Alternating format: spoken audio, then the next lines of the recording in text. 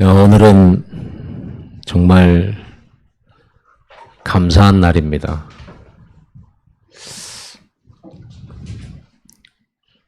이 교회에서 제일 중요한 행사가 이거예요. 일꾼 세우는 일.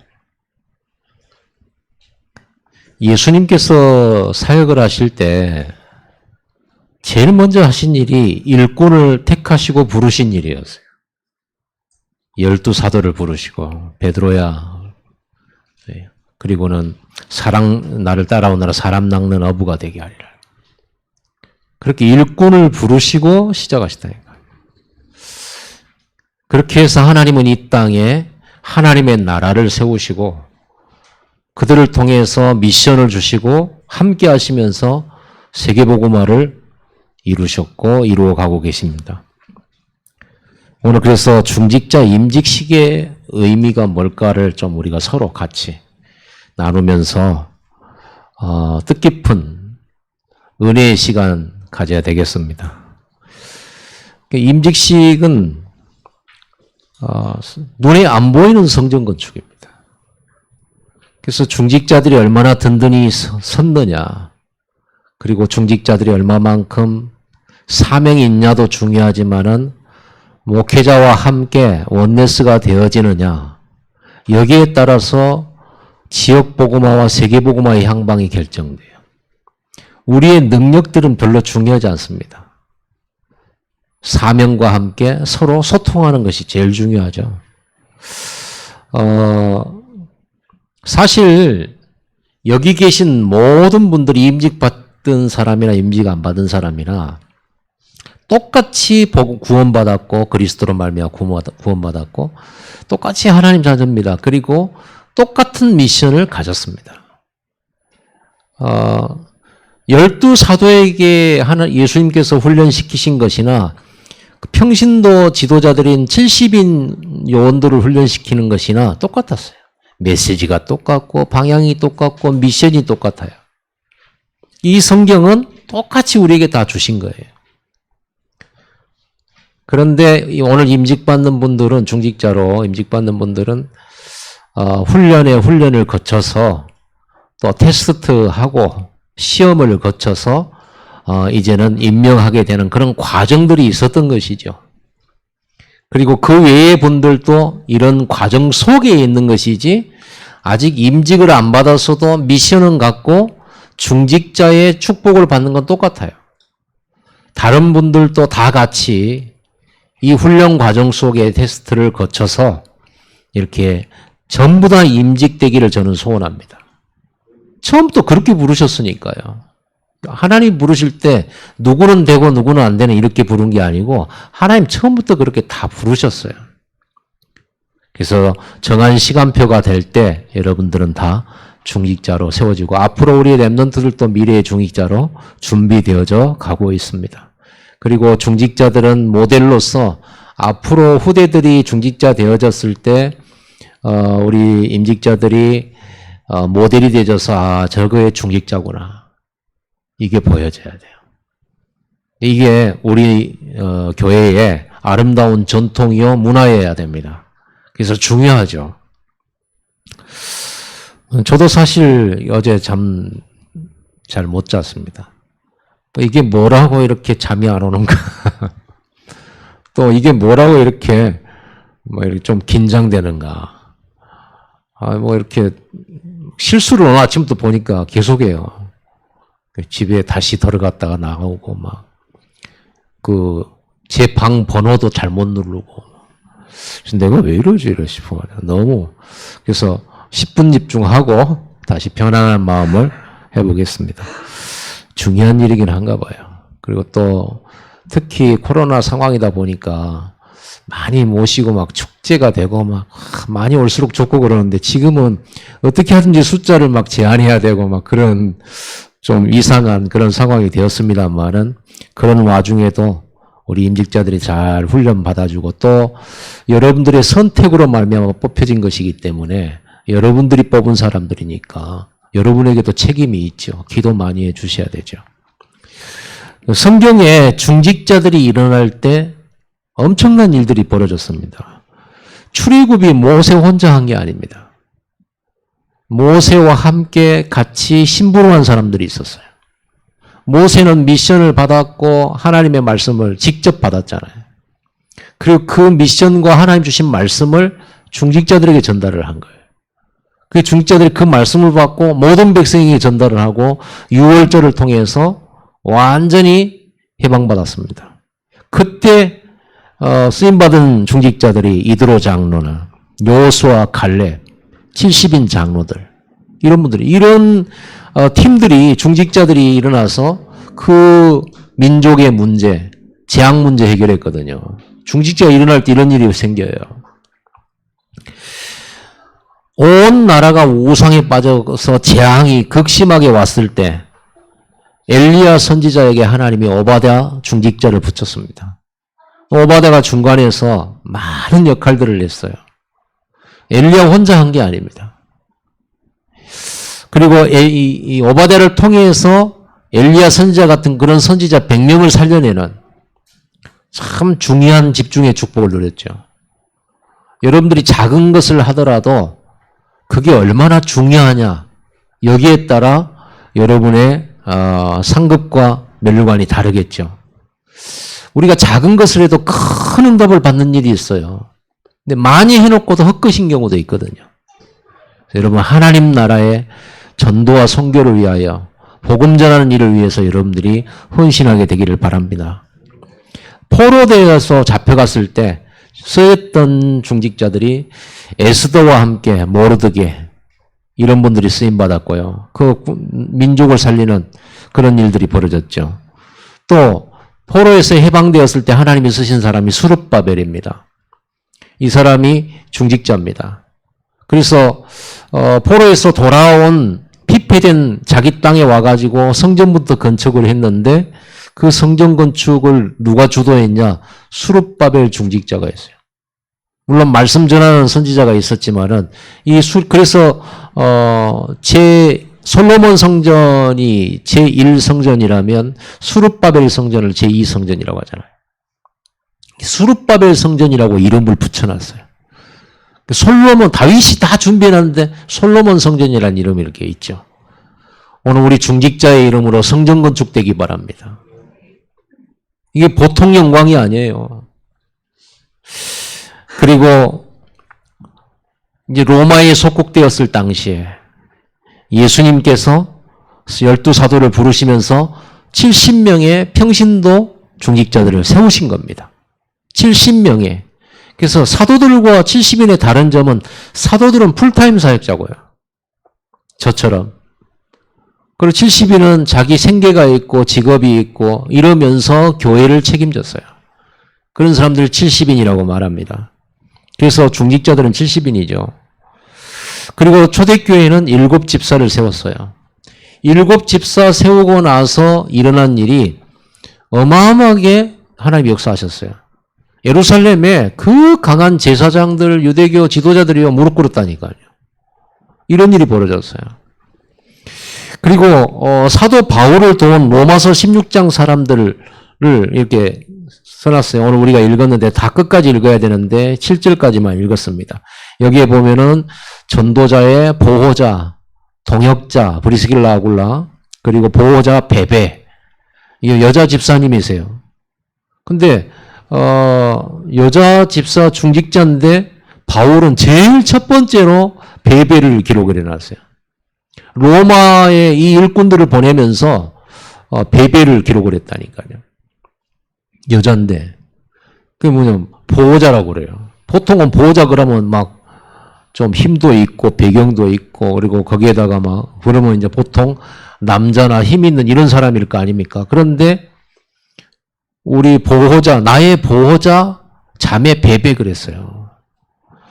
이 말의 의미를 생각해 보면 많은 게 있겠죠. 여러분 전도자의 보호자 되셔야 됩니다. 임직자뿐만 아니라. 근데 대부분 중직자가 이렇게 어떤 분들이 그런 우려를 하더라고요. 어떤 목사님이 그래요. 장로 세우기 전에는 말도 잘 듣고 다 그랬는데 장로 세우고 나니까 더럽게 말을 안 듣는다고 그래가지고 잘 세워라 막 이런 말을 하더라고요. 물론 그 말씀도 옳습니다만은 우리 중직자들의 사명과 의무와 그리고 축복들을 잘 깨닫는 게 중요하겠죠. 무슨 말입니까? 진짜 보호자가 될 줄 알아야 돼요. 그게 축복이에요. 그래서 내가 보호받는 것보다 보호하는 것이 더 축복이잖아요. 예수님께서도 받는 자보다 주는 자가 복되다 그랬거든요. 그럼 여러분 주는 자가 될 겁니까? 받는 자가 될 겁니까? 누가 축복이에요? 주는 자가 축복이죠. 그래서 이 보호자 그리고 전도자의 나의 동역자 그러면서 브리스길라 아굴라 얘기를 했어요. 브리스길라 아굴라는 사도 바울이 고린도 지역 선교들을 갔다가 만난 사람들이죠. 이 부부가 한 사람은 유대인이고 한 사람은 이방인이에요. 다문화 가정이죠. 여기서 제자가 나온 거죠. 그래가지고 고린도 살렸잖아요. 근데 이 사람들이 고린도만 살린 게 아니고 이 사람들이 사업가예요. 그 천막 공장이 있었어요. 산업이. 근데 그걸 가지고 전도자 바울을 끝까지 따라다니면서 선교하는 일을 도왔습니다. 그리고는 이 동역자 브리스길라 아굴라는 오늘 본문에 바울이 직접 하는 얘기가 이들은 자기를 위해서 생명까지 아끼지 않았다 그랬어요. 그 정도로 이 중직자들을 이렇게 쓰셨습니다. 그리고 또 저 뒤에 가면은 식주 바이오도 나오죠. 가이오. 나중에 읽어보시면 아시지만은 거기 보면은 나와 온 교회를 돌보아주는 가이오 그랬거든요. 가이오는 교회를 돌봐준 사람, 성도들을 돌봐준 사람. 한 교회만 돌본 게 아니고 많은 교회들을 돌봐 237 축복을 받았다니까요. 여러분도 이 축복 받게 되기 바랍니다. 그게 여러분 중직자예요. 그래서 이렇게 하나님께서 이런 중직자들을 세워서 세계복음화를 이루어 가셨습니다. 그래서 하나님은 선지자와 중직자, 사도와 중직자, 목회자와 중직자 이렇게 일꾼들을 팀으로 이끄셔서 세계복음화하시는 이런 규례들을 보게 돼요. 자, 오늘 그래서 우리 임직자들이 오후에 노예 어른 목사님들을 모시고 이제 임직식을 거행할 때 머리에 손을 얹고 안수기도를 합니다. 안수의 의미가 뭘까요? 첫 번째입니다. 이게 안수의 의미. 성경에는 여러 군데서 안수하는 이런 일들이 치료할 때도 머리에 손을 얹고 안수하기도 하고 또 여러 가지 일꾼 세울 때 안수하기도 하고 특히 신약 시대 때 초대교회 사도행전 6장에 보면은 이제 교회가 부흥이 되면서 사람들이 많이 일어났잖아요. 핍박 속에서도 부흥이 일어났습니다. 그때 사도들만으로는 그 교회를 이렇게 행정과 여러 가지 관리하고 성도들 돌보는 일이 이게 너무 손이 모자랐어요. 그때 이렇게 사도들이 베드로가 결단을 했죠. 우리가 이렇게 성도들을 구제하고 또 돌보고 하는 것도 중요하지만은 우리가 말씀과 기도에 전무해야 되지 않겠냐, 전도해야 되지 않겠냐. 그래서 사도들이 가진 중요한 그 교회를 돌보는 사명들을 7 집사를 선출하게 해가지고 그들에게 위임한 겁니다. 위임한 거예요, 지금. 그래서 안수를 한 거야. 그래서 안수의 의미는 위임을 뜻하죠. 내가 가진 직분과 사명과 내가 가진 권리들을 나눠주는 겁니다. 분여하는 거죠. 그래서 전단에서 교회를 관리하고 채우고 또 성도들을 돌보고 전도하는 일에 사도들을 돕는 그 일로 7 집사를 세웠습니다.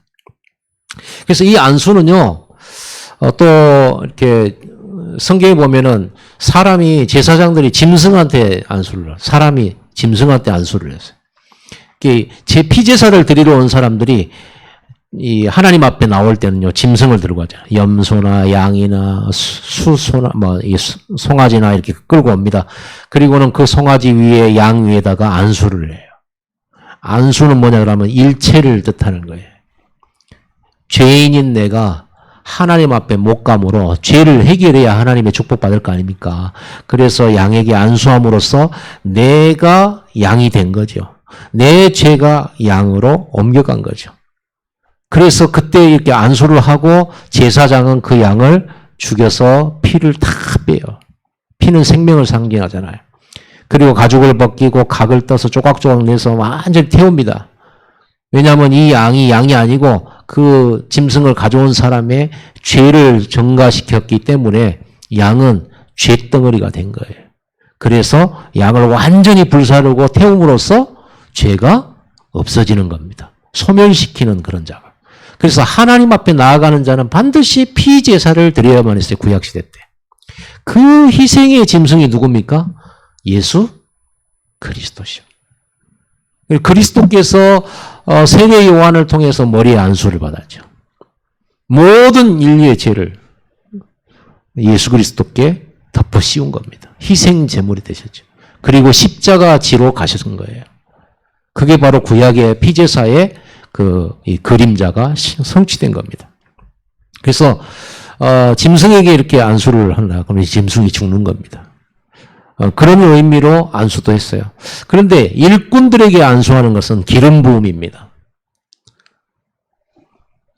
하나님께서 사무엘을 통해서 다윗을 부르죠. 다윗을 불러서 기름을 부어요. 앞으로 네가 하나님의 미션을 이룰 왕이 될 거다라고 언약을 주면서 그리고 성전 건축해라. 그리고 너는 빼앗긴 언약궤를 가져와라. 이렇게 미션을 주면서 거기에 기름을 부어요. 이 미션을 받은 다윗이 기름을 붓습니다. 기름 붓는 행위는 그 당시에 하나님께서 일꾼을 임직시킬 때 기름을 부었어요. 그래서 기름 붓는 왕이 될 사람한테 기름을 부었고요. 제사장 될 사람에게 기름 부었고 선지자에게 기름을 부었어요. 기름 붓는 행위는 하나님이 뽑았다 그 말이에요. 그래서 오늘 우리 임직자들은 물론 구원받고 하나님이 선택하셨지만은 일꾼으로 하나님이 부르셨다 그 말입니다.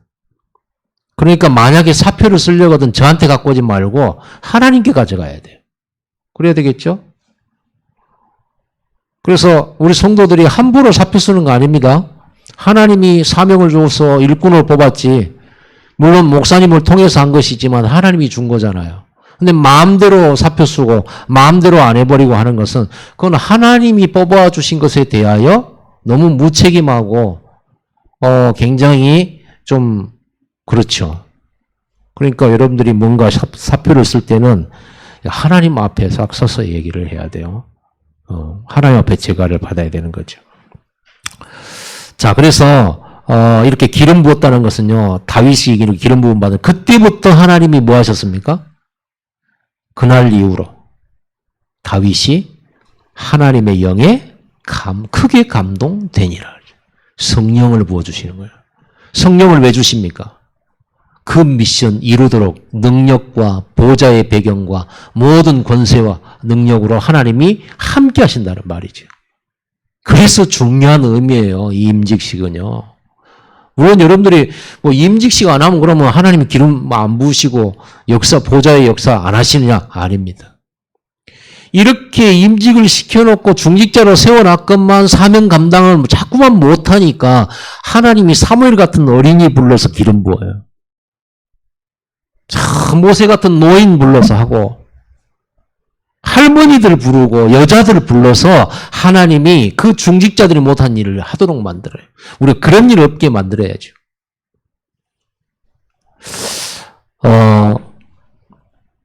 그리고 안수한다는 말은요, 구별된 사람이라는 뜻이에요. 하나님이 뽑으셨다. 특별하게 세우셨다. 그 말이에요. 그래서 오늘 우리 특별히 장로들은 말씀 끝나고 나서 광고 시간에 우리 이제 장로 가운이 있습니다. 저는 목사 가운이 있죠. 가운이 있어요. 원래는 이렇게 설교할 때 가운을 입어야 돼요.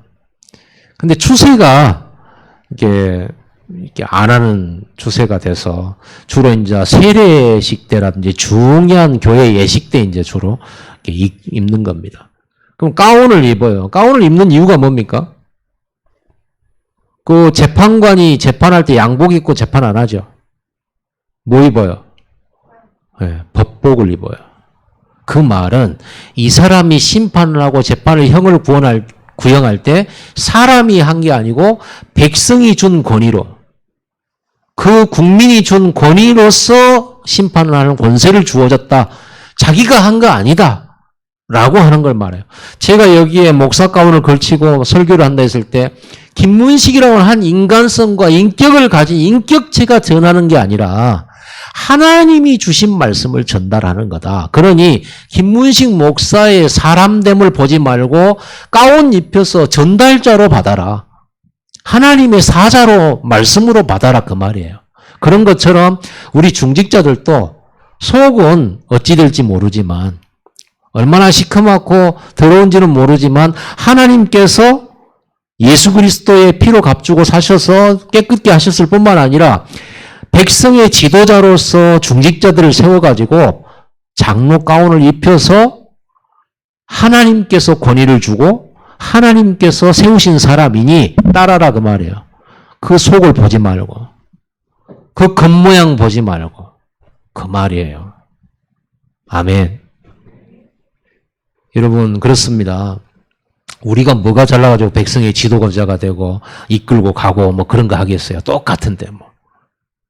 우리는 그래서 오직 하나님을 위하여 복음을 위하여 교회를 위하여 결정하고 하나님의 뜻을 따르면서 그 축복을 누리는 거죠. 그리고 사도행전 13장에 보면 안디옥 교회에 바울과 선지자들이 있었는데 이분들이 237 나라 전도 선교하기로 결심을 하고 기도를 했어요. 그때 하나님의 성령께서 바울과 바나바를 따로 세우라고 팀을 묶어줬어요. 그리고 이 바울과 바나바를 한 팀으로 해서 실제로 현장으로 가는 팀을 성령께서 하나님께서 직접 팀을 꾸려주셨고 나머지 사람들은 보내는 사람이요 바울과 바나바는 가는 선교사였죠. 우리는 보내는 선교사잖아요. 조바울 선교사님은 파송된 선교사고. 그래서 선교사를 파송할 때 바울과 바나바를 선지자들이 머리에 손을 얹고 안수를 했어요. 그 안수예요. 안수한다는 말은 무슨 말입니까? 우리도 영으로 너희와 함께 간다. 너희는 우리 대표자로서 현장에 보내지는 파송자들이다. 그래서 우리 마음도 생각도 우리도 영혼으로 너희와 함께 사역을 한다. 이 말이에요. 같이 사역을 나누는 겁니다. 그리고 교회 안에 공식적으로 이 사람들이 하나님의 보내심을 받은 이렇게 정당한 이 법적으로 증거되어진 만인 앞에 증거되어진 사람들이다. 그런 말입니다. 그러면서 이 안수의 의미는요. 하나님이 너와 함께 보좌에서 함께 하시고 위드한다.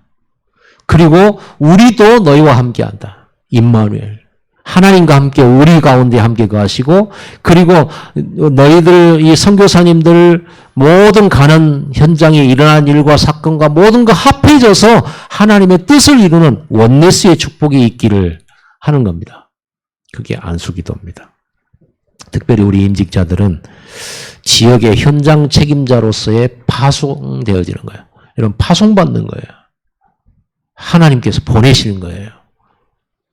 현장의 무엇으로? 파수꾼으로.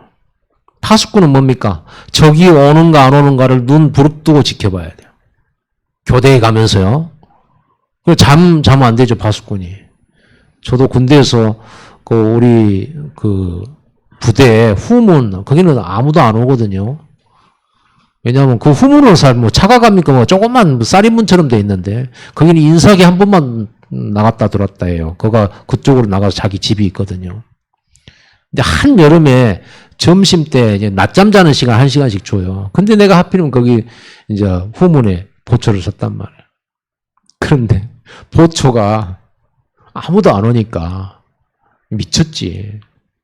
그 후문에서 한 15m만 가면 우리 포를 이렇게 숨겨놓은 그 큰 이렇게 위장대진 데가 있어요. 묘지처럼 생겼어요. 큰 무덤처럼 생겼어요. 그게 들어가가지고 조그만 나무 의자에 누워서 총 안고 잤어요, 제가. 그러다 걸렸죠. 걸렸어요, 제가. 완전히. 그래가지고 인사기한테 걸려가지고 그 한여름에 방독면을 쓰고 군장을 메고 연병장을 하루 종일 돌았을 거예요. 그래가지고 얼마나 죄송하든지. 파수꾼이 그러면 안 되죠. 우리 임직자들은요, 파수꾼이에요.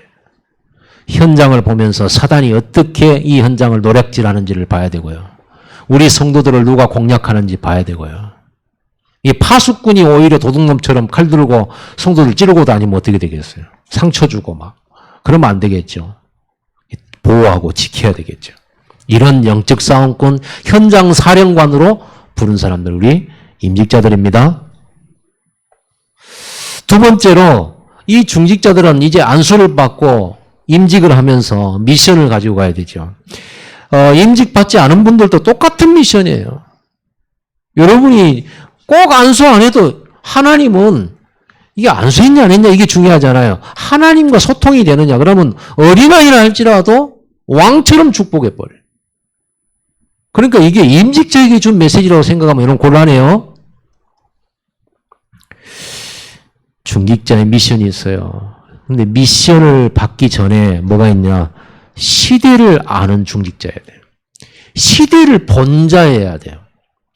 시대를 여러분 이 사무엘이라는 이 인물이 나오기 전에 한나가 자식이 없어가지고 하나님께 막 매달리면서 아들 달라고 그렇게 기도했잖아요. 원망하면서 왜 나는 아들이 없어요? 저것은 막 저렇게 잘못 낳기만 하는데 나는 왜 아이가 그렇게 안 들었습니까? 그래 하나님 원망하면서 부모 원망하면서 남편 원망하면서 나도 얘 낳게 해라 하면서 막 얼마나 막 이랬잖아요. 그러니까 남편이 내가 하나님이냐 내가 어떻게 하냐 하나님 안 주신 거 어떻게 하냐 그랬잖아요. 그럴 때 이 한나가 어느 날 본 거예요. 다 중요한 포인트를 잡은 거죠. 그 시대를 본 겁니다. 성경에는 그 시대를 뭐라고 그랬습니까? 재앙시대인데 자꾸만 블레셋이 쳐들어오고 막 재앙시대잖아요. 그 시대를 어떻게 봤냐? 말씀이 끊어진 시대를 봤어요. 말씀이 끊어지니까 사람들이 말씀대로 안 살고 자기 소견대로 살았다고 성경에 기록되어 있어요. 다 각자 자기 생각대로 자기 소견대로 산 거예요. 하나님 말씀이 없으니 어떻게 됩니까? 우리가 왜 보좌에 집중합니까? 거기서 나오는 말씀으로 살려고 그러는 거 아닙니까? 그래서 한나가 기도 제목을 바꾸죠. 하나님 만약 저에게 아들을 주시면 그 아들을 하나님께 바치고 그 아들이 말씀 회복하는 나시린으로 내가 하나님께 드리겠습니다. 가만히 보니까 남자도 많고 사람도 많고 애들도 많은데 하나님 말씀 회복할 자가 없거든요. 그거를 공략한 거예요. 그때 하나님 보좌가 움직여버렸어요. 바로 하나님께서 아들 주셨잖아요. 그게 사무엘이에요. 여러분 기도도 적중하는 기도가 있어요. 그러니까 여러분들이 진짜 산업의 응답을 받으려고 하면 적중하는 기도를 하세요. 하나님이 가장 이 시대의 문제를 보면서 이 시대에 하나님이 주시고자 하는 것, 이 시대에 하나님 회복하려고 하는 것 그런 걸 보면서요 딱 간절히 기도 제목 언약으로 딱 잡아버려야 돼요. 여러분 그러면 지금 이 시대는 어떤 시대입니까? 왜 중직자를 이렇게 세워야만 합니까? 원래는 이렇게 중직자 많이 안 세워도 돼요. 원래 세례교인 25명당 1명씩 장로를 세워요. 그러니까 몇 명 세울 필요가 없어요. 근데 왜 우리 단체는 우리 개혁측은 이렇게 여자 장로며 남자 장로며 심지어는 청년 장로까지 세우고 한단 말이에요? 왜 그렇습니까? 현장 때문에 그렇습니다. 현장에 이 복음 들고 들어가란 말이에요. 그 지역에서 파수꾼 노릇하면서 그 지역에 복음 전해서 그 지역 재앙 막으라는 거예요. 그 지역을 책임지라는 거예요. 네가 책임져라. 하나님 예수님께서도 십자가에 죽으시고 부활해서 승천하시기 전에 제자들을 부르고 70인 영혼 다 불러가지고 감람산에서 너는 여기 책임져. 너는 저기 책임져. 다 주셨어요. 가나안 땅 들어가기 전에 하나님께서는요 모세를 통해서 각 지파가 들어가서 차지할 땅을 미리 나눠놨어요. 전쟁도 하기 전에. 그겁니다. 여러분 지역의 책임자여야 돼요. 꼭 임직자뿐만 아니라 모든 성도들은 자기 지역 책임자예요. 그 지역의 재앙과 모든 저주를 막을 사람은 여러분밖에 복음 가진 여러분밖에 없어요. 지금은요 제2의 네피림 시대예요. 제2의 바벨탑 시대예요. 눈에 안 보이는 문화를 가지고 예배를 막고 말씀이 끊어지도록 만들고 말씀에서 떠나도록 만드는 문화가 완전히 장악했잖아요. 요즘 누가 예배 이런 거 신경 쓰고 드립니까? 예배를 굉장히 무가치하게 보는 시대예요. 옛날에는 목사님도 굉장히 이렇게 불신자도 목사님이라고 그러면 존경했어요. 지금은 목사 새끼잖아요. 기독교를 안 하고 개독 뭐 이렇게 말해요. 이런 시대를 보면서 이런 마음이 뭐가 딱 들어야 됩니까? 요걸 바꿔야 되겠다. 진짜 기독교인들이 하나님 능력을 잃어버렸구나. 기독교 산업인들이 하나님 능력을 잃어버렸어요. 이때 우리가 이러면 뭔 시대입니까? 말씀 놓쳐버린 시대, 복음 잃어버린 시대, 전도가 끊어진 시대, 교회가 없어지는 시대. 우리 후대들이 교회보다 세상이 뺏겨지는 그런 시대. 그럼 앞으로 얼마 안 가면 교회 없어지는 거예요. 지금 교회들 다 문 닫고 있는 거 아시죠? 문 닫고 있습니다. 목사들이 전도를 못하고 전도를 안 하니까 뭐 하고 있습니까? 택시 운전하는 사람 몇만 명 된대요. 신학교 나와가지고. 이런 부분을 보면서 우리는 중요한 중직자를 왜 세우는가? 이유를 알아야 되겠죠. 중직자들은요, 예수님의 명령과 부탁을 받은 자예요. 어떤 명령이었습니까? 어떤 부탁입니까? 복음 지켜라. 복음 없어지면 또 흑암 들어온다. 교회를 지켜라. 교회를 지켜야 돼요. 교회가 문 닫으면 됩니까? 말씀 운동 끊어지면 됩니까? 그래서 교회를 보호하는 거예요. 그래서 복음을 보호하는 거예요. 전도자를 보호하는 거예요. 목사를 왜 보호하는지 아시면 목사가 뭐가 훌륭하다고? 여러분보다 훨씬 못해요. 저는 여러분보다 잘난 게 없어요. 성격이 좋기를 안 하고. 이거는 성격, 여러분 혹시 저희가 성격 좋아 보이는지 모르지만 제가 청년 때만 하더라도요.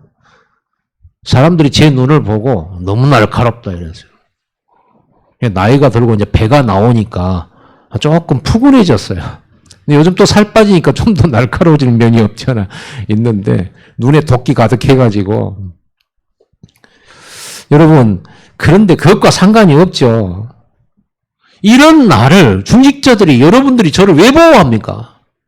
뭐 때문에? 실수도 많고 잘 넘어지잖아요. 성질도 잘 내고. 어떤 때는 내가 여러분 보고 막 나가라 그러잖아요. 그런 말은 한 적은 없습니다만은. 그런단 말이에요. 왜 그럴까? 그런데 왜 보호해야 됩니까? 전도자니까.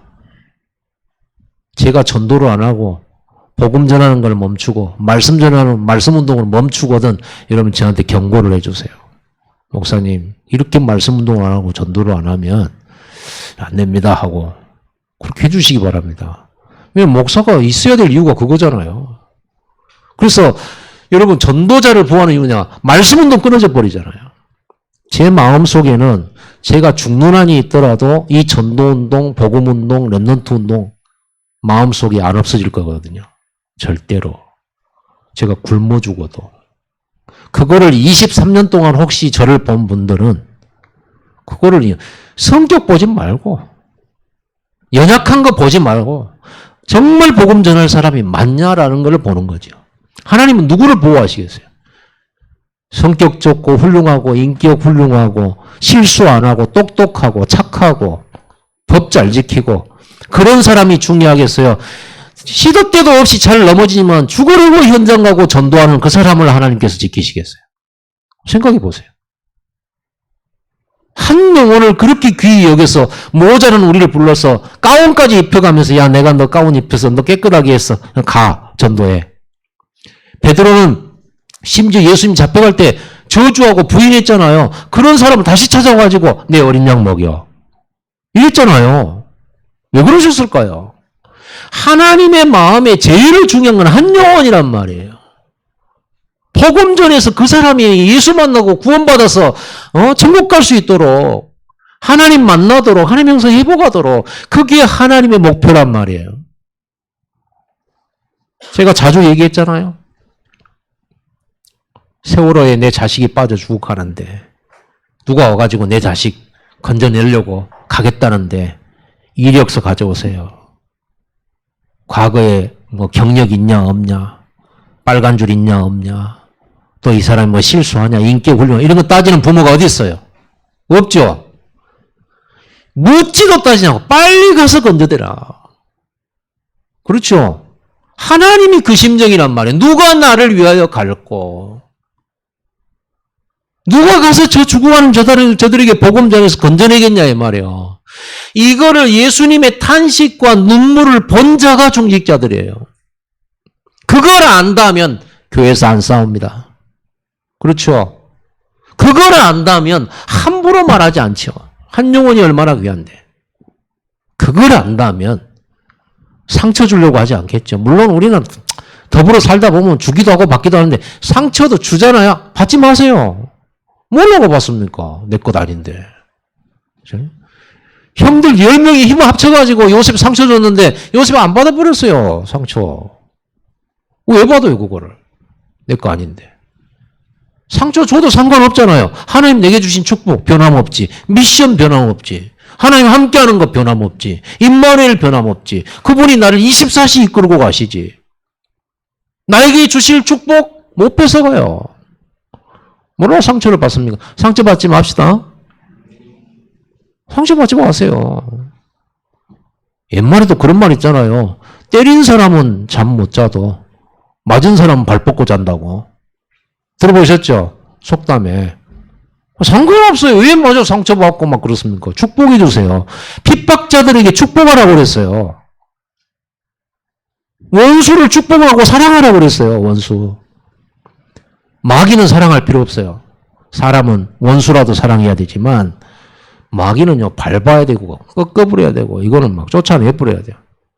영적 싸움을 해야 되는 거지 다른 싸움 하면 안 됩니다. 예수님께서 교회 지키라. 그리고 전도자 보호해라. 전도자 도와줘라. 동역자. 전도자를 먹이고 입혀라. 전도자의 식주. 지금 사람 얘기를 하고 있는 겁니까? 뭔 얘기하고 있는 거예요? 전도 얘기하고 있는 거예요. 선지자의 이름으로 한 사람을 도와주면 선지자의 상을 받는다 그러죠. 전도자의 이름으로 한 영혼 구원하고자 하는 하나님의 그 사랑으로 내가 저 사람을 돕는다. 그랬을 때는 그 상을 결단코 잃지 않는다. 성도들을 살려라. 율법을 쓰면 사람을 죽여요. 너 이거 잘못했지. 이거 틀렸지. 똑바로 해. 이 율법이거든요. 그렇게 하면은 고쳐서 잘 되고 삶은 좋은데 죽어요. 복음은 뭡니까? 허물을 덮어주는 겁니다. 예수 십자가의 피를 의지하여 허물을 덮어주고 실수하면 기다려주고 하나님 앞에 나아가서 회개하고 회복하고 힘 얻도록 도와주고 다시금 하나님 주신 사명 회복에서 은혜 받아서 다시 현장으로 뛰어들어가서 사령관 역할, 파수꾼 역할 하도록 그렇게 살려주는 겁니다. 그게 복음입니다. 그래서 여러분들은 절대로 다투지 말고 원망하지 말고 인간 중심으로 살지 말고 아멘. 꼭 그래야 되는 그래야 그 교회가 살아요. 그래야 후대들이 살아요. 이거요 가르치지 않는다도 배운다니까요. 렘넌트 키우고 남기라는 거예요. 자 237 나라 5천 종족 살릴 성령 건축하라는 거예요. 여러분 다윗은 중직자입니다. 다윗은요 사무엘이 전달해 준 이 미션을 붙들고 평생 성전 건축 준비했고 그 시대 문제 해결했고 다윗이 해결했어요. 이상하죠. 남들은 전혀 성전 건축해야 된다는 생각 아무도 못할 때 남들은 언약기가 뺏긴 것이 전혀 안타깝지도 않고 뭔가 마음에도 없어요. 그냥 내가 자리 유지하고 먹고 살기 바쁘고 출세하느냐 마느냐 이런 데 관심이 있지. 성전 건축 요거 때문에 마음 졸이고 안타까워하고 눈물 흘리고 그거를 남몰래 준비했던 다윗 혼자서.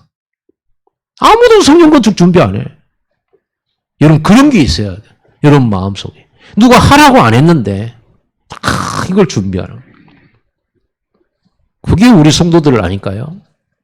만약에 다 아무런 생각 없다 그러면 내가 그거를 분위기를 바꿔서라도 그렇게 해야 된다라고 강조하고 앞장서고 강단에 말씀 붙들고요. 깃발 들고 나가고요. 중직자들은 앞장서야죠.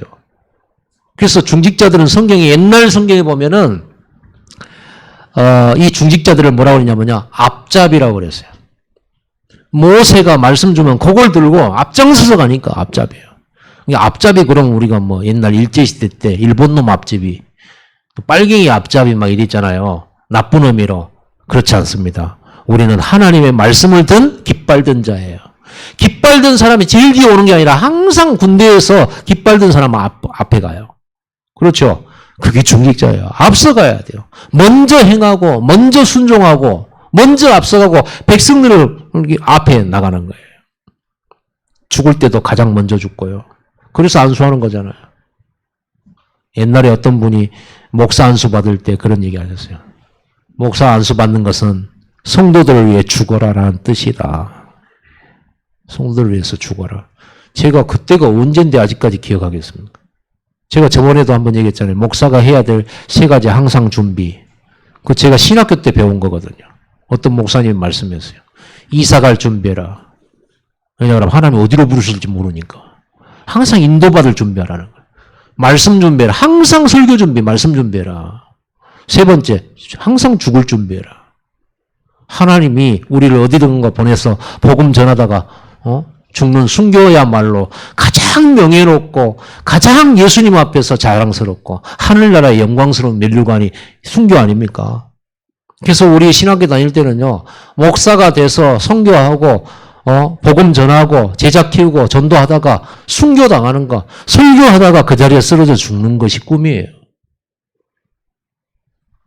그게 전도자들의 꿈이요. 전도하다가 죽어야지. 놀다가 죽으면, 노래방에서 노래하다 죽으면 되겠어요? 되도록이면 그런 죽음이 없기를 바라고. 그래 죽어도 사실 상관없습니다만은, 우리는 삶 자체가 전도고 선교기 때문에, 그렇죠? 길을 가다 죽어도 감사해요. 3번째로 중직자에게 주신 특권과 축복이 있어요. 당연하죠. 이 중요한 일을 해야 되는데 당연히 여러분들이 영역과 지력, 체력, 경제력, 인력을 우리 중직자들에게 주고 우리 성도들에게 주는 거 당연한 거 아니겠어요? 아니 내 자식 살린다고 저 바다로 뛰어드는 사람 있다 그러면 무엇이 필요하냐? 보트가 필요하냐? 잠수복이 필요하냐? 망치가 필요하냐? 돈이 필요하냐? 다 대줄게. 내가 만약 가진 사람이라면. 그렇죠? 사람들이 필요하냐? 기구가 필요하냐? 하나님이 그러신단 말이에요. 우리 보고 전도해라, 2, 3천 나라 살려라, 5천 종족 살리라 그랬고 뭐가 필요하냐 말만 해라. 오력을 주시겠다고 했어요. 영력, 지력, 체력, 경제력, 인력을 주시겠다는 거예요. 그거 없이 어떻게 합니까? 여러분들은 하나님 나라의 직원이에요. 스텝이란 말이에요. 그리고 교회의 기둥입니다. 보좌의 축복과 시공간 초월과 237의 빛의 주역이 중직자들이에요. 237 나라와 5천 종족의 후원자들이에요. 당연히 오력이 필요하죠. 당연 필연 절대예요. 여러분들 경제응답 받는 건 당연한 거예요. 여러분 중심이 확고하다면, 이게 우선이라면, 이것 때문에 내가 사는 것이라면 여러분은 하나님 앞에 계속적으로 오력 달라고 간구하셔야 돼요. 말 안 해도 주시겠지만. 결론 내리겠습니다. 중직자는 하나님의 탄식과 눈물을 아는 자여야 돼요.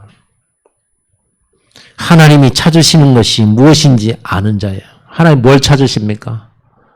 저 죽어가는 영혼에게 복음 전할 사명자와 일꾼을 찾으세요. 오늘 우리 임직자들은 축하받아 마땅하고, 보세요. 우리 교회가 숲이 되어가고 있습니다. 지금 사방돼서 축하에 지금 화분들을 보내왔는데요. 축하받을 일이죠. 진짜 교회가 축하받을 일이고 제가 축하받을 일이야. 목사님들 저한테 계속 문자 보내 축하해 하면서. 왜? 교회 일꾼 세우는 게 교회 최고 큰 축하예요. 제자 세워진 게 제일 축하받을 일이죠. 이게 중요한 겁니다. 근데 한편으로는 이제 우리 임직자들은 축하받을 일입니다만은 한편으로는 그런 것도 가지고 있어야 돼요. 중자가 무거울 중자 아닙니까? 좀 무겁기도 해야 돼요. 이전에는 늘 받기만 하던 자가 주는 자가 돼야 돼요.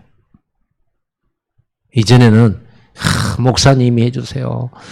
장로님이 해주세요. 이런 여러분들이 이제는 주는 자가 돼야 된다니까요. 옛날에는 뒤에서 따르면서 왜 저래 앞에 왜 장로님 같지만 권사님들이 저래 목사님 왜 저래 하고 이래 뒤에 서 있던 분들이 이제는요 앞장서야 돼요. 앞에 서 있어야 돼요. 이제 투정 부리던 사람들이 이제 투정을 받아주는 사람들이어야 돼요. 투정 받아줘야 돼요. 예전에는 자신을 위해서만 울던 사람들이 이제는요, 성도들을 위해 우는 자 돼야 돼요. 가슴 아파해야 돼요. 이제는 갈등이 있어도 알아주지 않아도 손해가 있고 모욕을 당해도 그만둘 수 없어요. 임직자들은. 아시겠습니까? 제발 부탁입니다. 교회에서 무슨 일이 있어도 여러분 나가지 마세요. 그게 무슨 짓입니까? 무슨 회사 옮기는 거예요? 그거 아니에요. 절대로 하지 마세요. 끝까지 견디세요. 여러분만 안 틀리면 되잖아. 다른 사람 다 틀려도. 그리고 이 교회를 끝까지 살리고 여기에 오는 성도들을 살릴 거 아니에요. 이제는요, 여러분들이 이런 갈등, 저런 갈등, 이런 사람, 저런 사람 있습니다. 좋은 사람도 있고, 내게 안 좋은 사람도 있어요. 미운 사람도 있어요. 그거 다 십자가 지면서 끝까지 가야 돼요. 죽을 때까지 광주 랩넌트 교회에 나는 중직자다. 그래서 우리 교회에서 안수를 주고 우리 교회 장로로 세우는 거예요. 안수집사 권사로 세우는 거예요. 그럼 우리 교회 안수집사 권사가 딴 교회 가갖고 있어. 뭐 하는 짓이요, 그게. 그럴 필요 없는 거예요. 그렇게 되는 게 아닙니다. 다른 교회에서 장로님, 이제 간혹 이사를 너무 자기 본교회가 멀어서 이렇게 해서 이제 막 간혹 올 수 있잖아요. 그러면은 그 교회에서 장로로 받아주는 게 아니에요.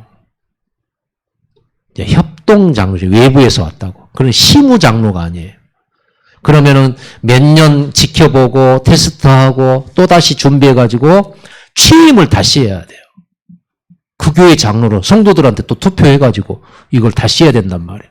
장로라는 직분은 변함이 없지만 여러분요, 우리 임직자들은 평생 이 시대 앞에서, 하나님 앞에서, 그리고 후대 앞에서 그 언약을 확실하게 하시기 바랍니다. 그렇게 하셔야 돼요. 누가 잘못했다고, 목사가 좀 틀렸다고 가버리고 이런 게 뭡니까? 그럼 이 교회가 뭐예요? 그럼 다 틀려버리면 다 나가야 됩니까? 옳은 데는 어디 있습니까? 옳은 사람은 어디 있고 훌륭한 사람은 어디 있습니까? 그래서 우리가 오직 그리스도인데, 그래서 가운 입는 건데. 임직하는 순간 중직자들에게는요, 권위도 주어져요. 그렇지만 책임도 주어집니다. 권위는요, 장로의 권위, 권사님의 권위, 안수집사의 권위는 자리가 주어졌고 이제 임직을 해서 직분이 주어졌기 때문에 생기는 권위가 아니에요. 나 장로 임직 받았으니까 나 장로야, 장로 대우해줘, 이게 아니고요. 내가 책임짐으로써 희생함으로써 권위가 인정받게 돼 있어요. 희생 절대 안 하고 양보 절대 안 하고 절대 성도들을 위해서 손해도 안 보면서 시간도 안 내면서 앞장서지도 않으면서 장로라는 직분 가지고 나 장로야. 누가 인정합니까, 그거를? 희생과 책임을 짐으로써 권위는 인정받는 거예요. 엄마, 아버지가 훌륭해서 엄마, 아버지로 인정받는 게 아니잖아요. 나를 위해서 낫게 만들고 기저귀 채워주고 키워주고 똥 치워주고 엄마, 아빠가 훌륭해서 내 엄마, 아빠가 아니잖아요. 그분의 희생과 사랑 때문에 엄마, 아빠잖아. 그래서 낳은 정도 있지만 기른 정이 더 큰 거예요. 그 마음이죠. 그래서 여러분의 권위는 거기에서 나온다는 걸 알고 희생하시기 바랍니다. 주는 자가 되고 섬기는 자가 돼야 돼요. 참는 자 돼야 돼요. 이제는 갈등 있는 사람 참아주고 들어줘야 돼요. 이제 여러분이 말하는 대상이 아니, 들어줘야 돼요. 우리 임직자들은요. 그 아픔을 내가 또 같이 져야 돼. 잘못한 사람이 있으면 그 잘못을 내가 지고 하나님 앞에서 내가 잘못한 것처럼 회개해야 돼. 그게 중직자예요.